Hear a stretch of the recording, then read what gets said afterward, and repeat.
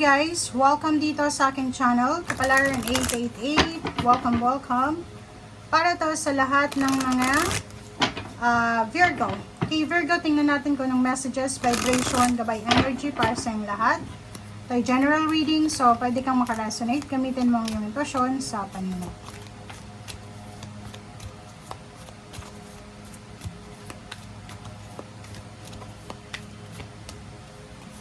Okay, Virgo. Cherishing self. And then, embarking on an adventure. Okay.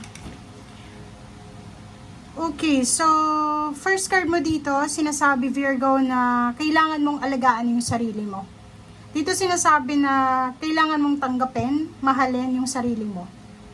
So, self-love, self-care, sinasabi na sa linggong ito, siguro ang kailangan mong i-prioritize yung sarili mo. It's either your personal feelings, emotion, personal life, and as much as possible, siguro mag-focus ka muna sa health mo. Health and emotion, physical health and emotion. Kumain ka ng tama, umiwas ka sa bisyo, healthy food, healthy lifestyle, and then umiwas ka siguro sa kape, sa sweets, or sa kung ano pa man. And umiwas ka kasi may gift dito, umiwas ka sa sobrang gastos. Live simply, 'di ba? Simple life lang. Minimize, 'di ba? Minimalist, parang ganon. So, kailangan mong bawasan yung mga sobra-sobra sa buhay mo. Sobrang trabaho, sobrang sama ng loob, sobrang pagkain, or anything na sobra. Okay? Okay, next card natin is embarking on an adventure. Nakikita ko, sir, dito, meron ditong mga Virgo na siguro sa linggong ito, maiisip mo na kailangan mo or gusto mong mag-travel. Travel around the world, around the country. Or nakikita ko, sir, dito na this week, sisimulan mo yung ideas ng pagta-travel. Parang for work or for business or for leisure. Nakikita ko sa'yo dyan. Nakikita ko na posibleng nagre-research ka tungkol sa mga iba-ibang bansa. Or yung iba sa inyo dyan, naghahanap kayo ng mga information tungkol sa mga bansa. It's either gusto mong matutong ng lingwahe. It's either naghahanap ka yung mga free visa countries. Naghahanap ka kung saan mas madaling makapag-apply ng trabaho sa ibang bansa, parang gano'n. So, yun ang prioritize mo sa linggong ito. Okay, Virgo.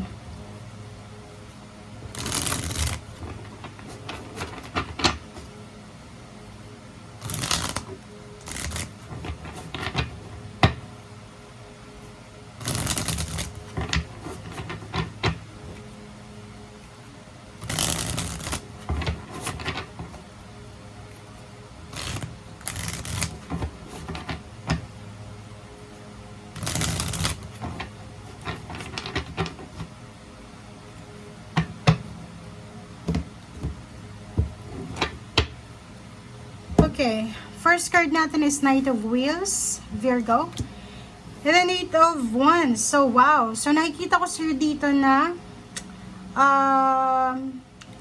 may ibang Virgo dito na sa linggong ito, siguro naghahanap ka ng pera. Or siguro meron ditong Eight of Wands. So, merong isang napakabilis na balita sa'yo na pwede mong pagkakitaan. So, parang ganun, isang mabilis na balita o isang mabilis na ideas, information na pwede mong pagkakitaan. Okay, so, comment down below if you are Virgo na looking for a job or career. Or yung iba sa inyo dyan na naghahanap kayo ng pwedeng mga sidelines, diba? Side jobs. Comment down below kasi pwedeng makatanggap kayo ng mga offers sa linggong ito. So, sa usaping relationship, nakikita ko sir dito na pwedeng single ka or hiwalay sa asawa, hiwalay sa karelasyon sa live-in partner. Kita ko sir dito na medyo namumroblema ka kasi pwedeng marami kang manliligaw or siguro naghihintay ka. Pwedeng nasa long distance relationship ka, naghihintay ka kung kailan uuwi yung karelasyon mo or kung kailan kayo magkikita. Okay? Ten of Wands and then Judgment. So, nakikita ko isang posibleng obligasyon sa buhay ang pagdidesisyonan mo. Okay? So, nakikita ko sir dito na kailangan mong magdesisyon sa buhay mo. May kailangan panindigan. So, comment down below kung may mga Virgo dito na sa linggong ito is madadagdagan yung mga obligasyon mo sa buhay, duties and responsibilities sa pamilya, sa trabaho, kung may negosyo ka, sa komunidad, parang ganun. Kung isa kang like boss or employer ka or head, pwedeng madagdagan yung mga obligasyon sa buhay. At yung judgment na to, may kailangan kang pagdesisyonan sa linggong ito. Okay? Napaka importante na desisyon. Okay? So, sa relationship maganda kasi yung relationship mo sobrang magiging masaya. Pwedeng magkita na kayo ng karelasyon mo. Yung hinihintay mo, pwedeng magkita na kayo. Isang balita na napakasaya, masasatisfied ka kasi feeling achieve mo itong balitang ito tungkol sa love life mo. So, for example, makakatanggap ka ng balita from your love life na pauwi na siya, na-promote siya, pwedeng magta-travel kayo together, parang ganun. So, isang napakasayang balita ang matatanggap mo in regards sa iyong karelasyon. King of Swords and then King of Wands. Okay, so yung two cards na to ng Kings, it's all about empowerment.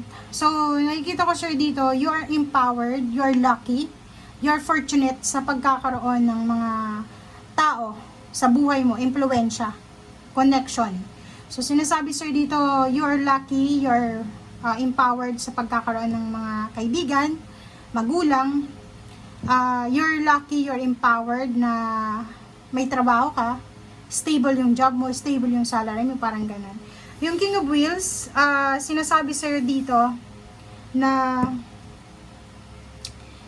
yung King of Wheels sinasabi na decided yung iba sa inyo dito. Nakapag-desisyon ka na, Virgo, na ito yung actions na gagawin ko sa mga susunod. Nakapag-desisyon ka na sa ibang bansa ka aasenso, nakapag-desisyon ka na talagang gusto mong lumipat ng trabaho, gusto mong mag-ibang bansa, gusto mong ma-experience yung pang-ibang bansa, nakapag-desisyon ka na yung pera na iniisip mo, minamanifest mo, ay mahahawakan mo. Okay? Wow. Okay, last card natin is Three of Cups. So, nakikita ko sir dito yung celebration. Maraming rason sa linggong ito, Virgo, para mag-celebrate ka. Unang-una nga yung tungkol sa love life mo. Pwedeng may good news tungkol sa love life mo. May mga surprises sa linggong ito. Makakatanggap ka ng tawag. Diba? Kasi tawag to eh. And ito yung mga obligations natin. Nakikita ko sa'yo dito, mas magiging mabigat yung obligations mo. But manageable naman. Okay? So, thank you guys for watching. Bye!